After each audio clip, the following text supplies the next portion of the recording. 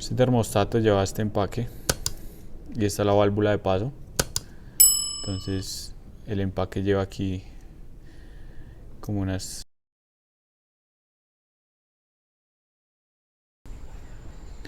Bueno, aquí estamos cambiando el termostato. Entonces lo primero que tenemos que soltar acá son estos dos tornillitos que aseguran esta platina. Entonces son estos dos tornillitos de estos. Ya pues cuando la quitamos tenemos el espacio para soltar este de acá y el de acá, que son estos dos más larguitos.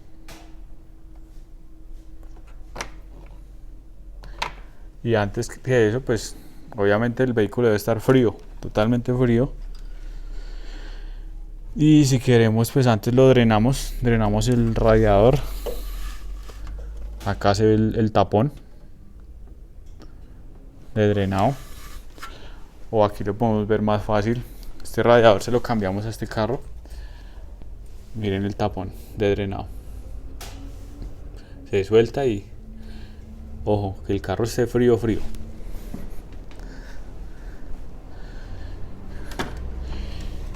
Y ya simplemente es acá, por ejemplo, este.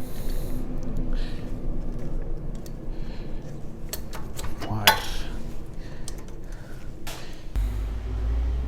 Recuerda darle like, suscribirte y compartirlo.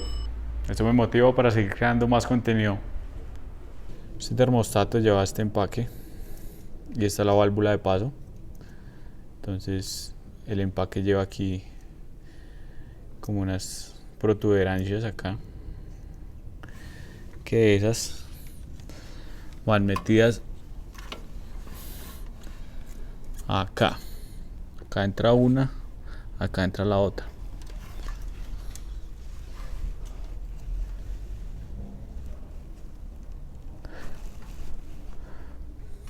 Mire. Y listo. Ya es poner la tapita otra vez, asegurar y listo.